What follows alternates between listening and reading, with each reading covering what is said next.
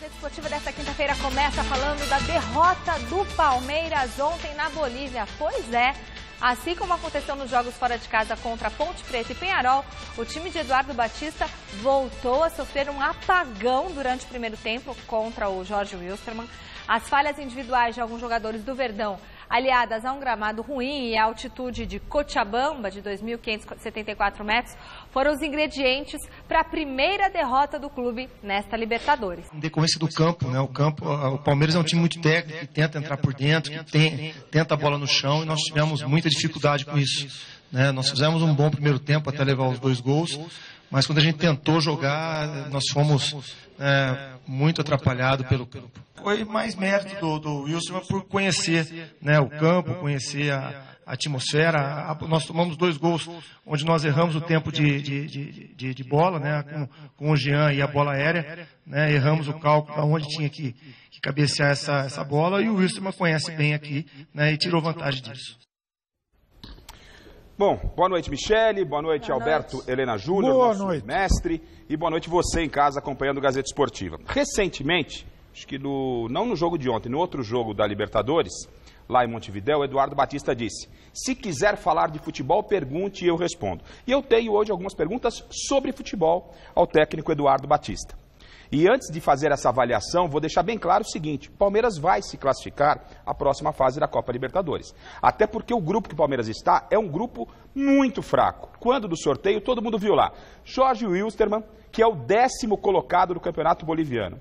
O Peñarol, que é o que a gente viu aqui nos 2 jogos contra o Palmeiras. É uma equipe que foi desclassificada de forma antecipada, apesar da tradição de sua camisa. E o Tucumã comemorou bravamente a participação, se não me falha a memória, pela primeira vez na Copa Libertadores da América. E o Palmeiras é o time, só dando ingredientes, o Palmeiras é o time que tem o maior investimento da América, graças a seu patrocinador, a estrutura que foi mostrada, inclusive eu fiz essa reportagem aqui no Gazeta Esportiva, mostrando toda a estrutura do Palmeiras, é coisa de primeiro mundo.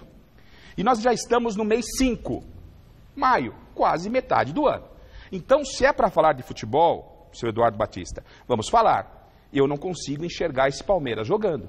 O Palmeiras não pode tomar 3 gols, mesmo que num gramado ruim, do Jorge Wilstermann, não é? Partindo do princípio que o seu time é o grande favorito à conquista da Copa Libertadores pelo elenco e pelas peças que tem. Então toma 3 gols do Jorge Wilstermann, toma 3 gols da Ponte Preta, não consegue inverter depois a vantagem conquistada pela Ponte, fica de fora da decisão do Campeonato Paulista. Palmeiras ficou de fora já de um campeonato com um nível técnico baixíssimo, um campeonato onde o Palmeiras entrou como a primeira força, não é assim? Não é? Palmeiras é a primeira força e tem que ser cobrado como a primeira força. E aí eu tenho assistido todos os jogos do Palmeiras, e ontem mais uma vez o que a gente viu em campo foi um time completamente sem identificação, a gente não conseguia entender a tática que era do Palmeiras. É um monte de jogadores. E algo que me chamou a atenção, Helena, e que serve, né, até para a gente fazer uma reflexão, no intervalo, quando o Palmeiras vai para o vestiário, antes dos jogadores irem para o vestiário conversar com o Edu, teve uma reunião entre eles no gramado. O que pode ser um sintoma claro, tipo assim, ó, vamos resolver aqui entre nós, porque já sabe que lá no vestiário não vai vir coisa boa. Eu não estou tanto tempo no futebol como você, mas a gente conhece um pouquinho. Então é um sintoma de que as coisas não estão bem. E as coisas não estão bem no Palmeiras. Não estão bem no Palmeiras. Garrafa, está pedindo a saída do Eduardo Batista? Não estou pedindo a saída do Eduardo Batista. Estou cobrando que o Palmeiras está devendo e muito. Mas está devendo e muito. E se é para falar de futebol, estamos falando, Eduardo Batista. Boa noite, Helena. Boa noite. Sem dúvida. O Palmeiras, se você, por exemplo, comparar com o Corinthians, que era a 4ª força, né, antes de começar os campeonatos aí, tecnicamente o elenco do Corinthians é muito inferior ao do Palmeiras. Além do que o técnico tem muito menos recursos, né, para substituir jogadores titulares e tal. E você observa que o Corinthians, modestamente, fechou a casinha. Tem a sua forma de jogar. Você identifica, né? Deixa eu só concluir. Ele começou uma linha ascendente. Armou a defesa, começou a melhorar a organização do time e até começou agora a desenvolver um processo de ataque melhor, né? mais eficiente, mais inteligente, enfim.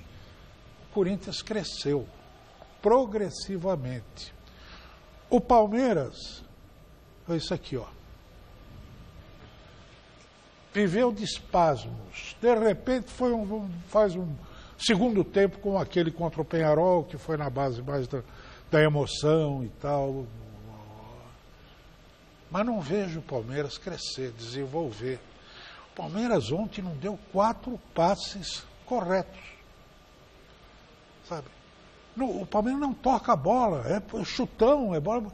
Parece que o time não tem nenhuma estrutura tática ou técnica.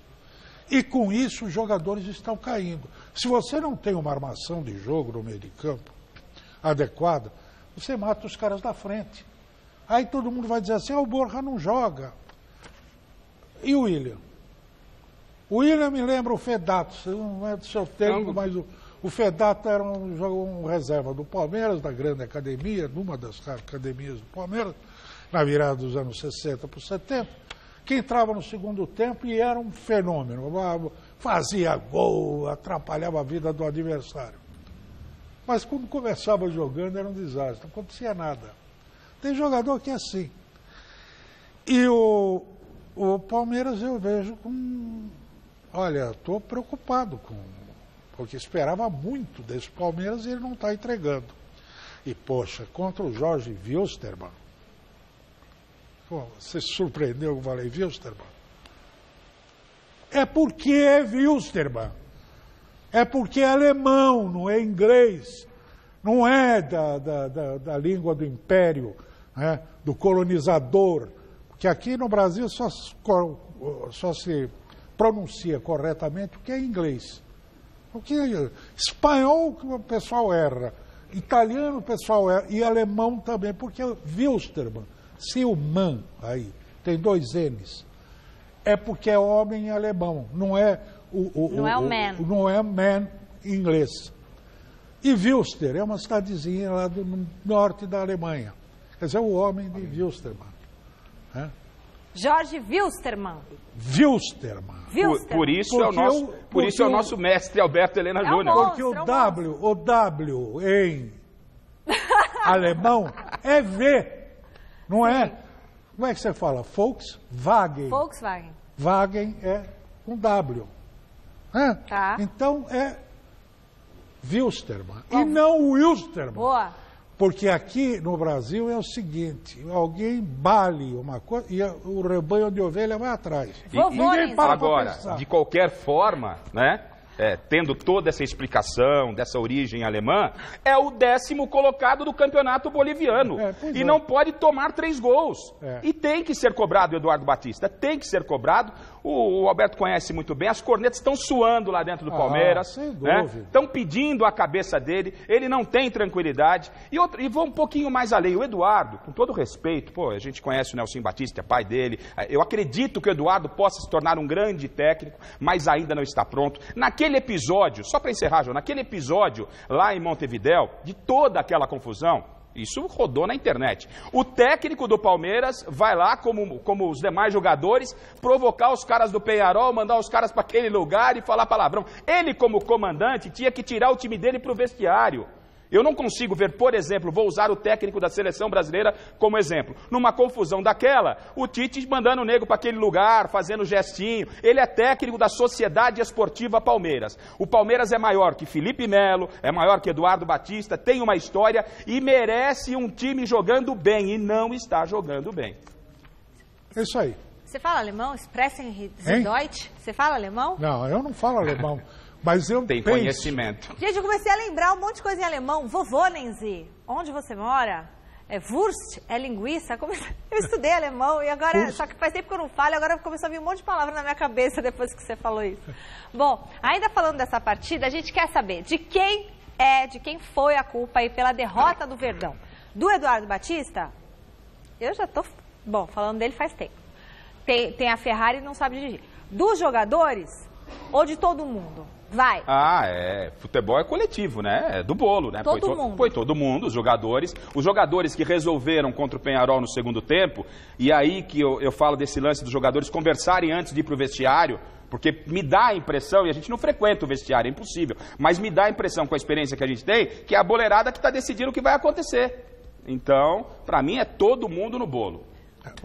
O mais grave, é claro, todos são responsáveis, né? Se o jogador é o agente principal do jogo de futebol, porque é ele quem está lá e que chuta a bola, né? Mas é um jogo coletivo, e o jogo coletivo exige uma organização tática adequada, e não é o que se vê no Palmeiras, e isso reflete na produção do jogador, na individualidade. O comportamento coletivo reflete na individualidade. A torcida do Palmeiras hoje não consegue escalar o time. A cada partida, apareceu ontem Michel Bastos na esquerda, ora no meio, vem o William, vem Borja. Ele não conseguiu, ele não achou o time ainda. E já vamos para a fase de mata-mata.